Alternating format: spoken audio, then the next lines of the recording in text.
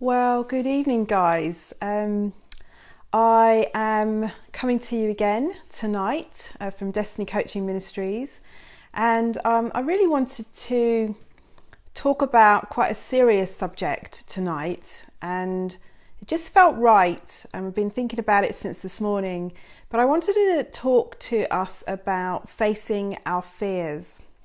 And just as I was getting the computer ready to do this Facebook Live on our sofa here in our living room, I just saw a pop-up come up on the computer about the death rate today in the UK, which seems to have gone up quite a lot. And I don't know how you guys are feeling about that.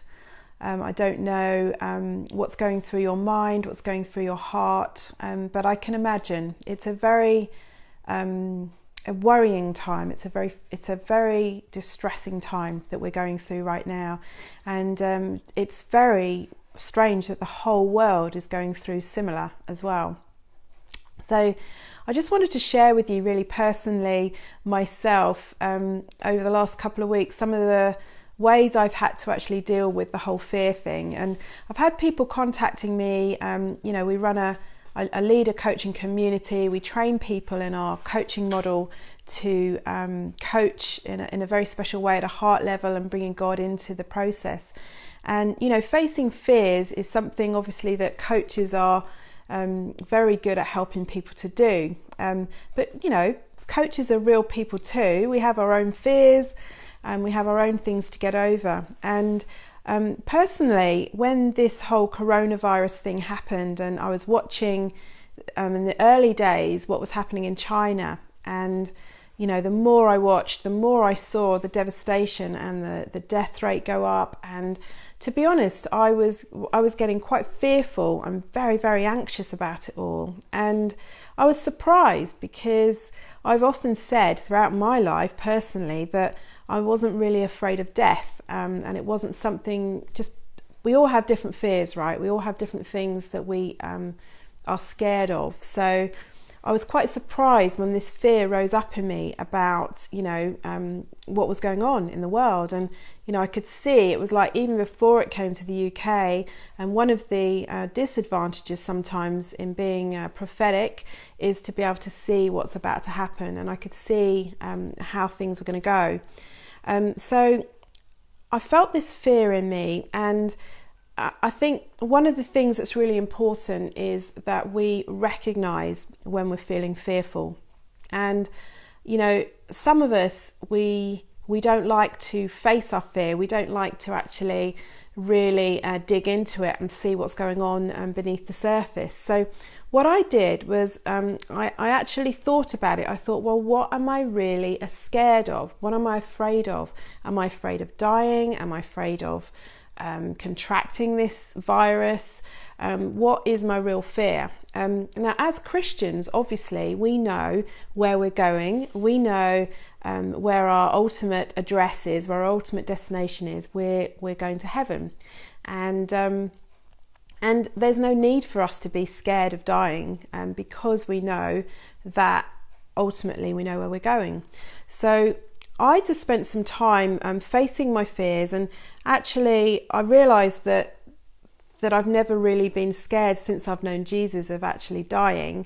But I think the thing that felt fearful for me was the potential suffering in between to actually get to that point of being promoted to glory. So I think, so what I did was I really faced it, and I had a conversation with God about it, and I spoke to him, and I asked him, I imagined the worst happening just for a little while, not for long, and I imagined Jesus being with me in that place, and how I would be able to connect with him, and how I would be able to draw on him, and how he would be all that I would need him to be in that time. And after that, I just felt this anxiety and this fear just going away. And this is something we do in our coaching approach. We coach with God, and we coach people around limiting beliefs, which is slightly different to fears, but ultimately limiting beliefs and things we have something called chicken lines that we get people to face their fears, to take big steps of faith into things that they want to do for their destiny. And you know, crossing a chicken line that we have, a personal chicken line, means facing your fear, basically. But I think it's what I wanted to share this evening was let's face our fears. Let's give our fears just a moment to actually get that awareness of what it is we're actually afraid of. And each of us will have different things. For me, I've just shared personally and been vulnerable about what I was scared of. You know, for others, you may be fearful about provision, about your work situation. For others, you may be fearful about the whole idea of having to stay in. I don't know. It might be death. It might be that you're afraid of dying, that you're afraid of suffering. That it might be that you're more afraid that your family contracts this potential virus. It might be that your situation is such that you know people rely on you and you don't want to get sick because of that. You may just feel alone. I mean, most people are really feeling that at this time. Funny enough, a lot of people are feeling the opposite because we're connecting more with our friends via, Zoom calls and telephone calls and all of that. But I think what I'm saying is we can coach ourselves through facing these fears, and we can actually overcome them very easily. The first thing is awareness, knowing what it is you're really scared of. Coming to terms with it, facing your worst fears, facing your worst enemy. I did this, and then as soon as I did this, I felt like, okay, so I've used my imagination to imagine the worst happening. And then once I realised what I was fearing and what I'd allowed my thinking to do, to go to that place of fearing the worst and actually imagining what that worst was that I feared, I could then bring it into the light. And bringing things to our awareness is bringing things into the light. And once we do that, we know what we can actually deal with them. So once we've brought it into the light and we know what we're scared of, we can make a choice. Because when we've actually got a fear, what we've done is we've chosen to put our faith in an outcome that is a negative outcome, instead of putting our faith into an outcome that's a good outcome. So once I had this fear and I brought it into the light and I realized that I was imagining myself and the worst happening, and then all of the fallout for that, for my life and all the things around me, I was able to say, okay, so I have a choice here. I can choose to continue to feel that feeling and be afraid of that, or I can choose to trust that that's not actually what God wants to happen. He's a good God. He is my protector.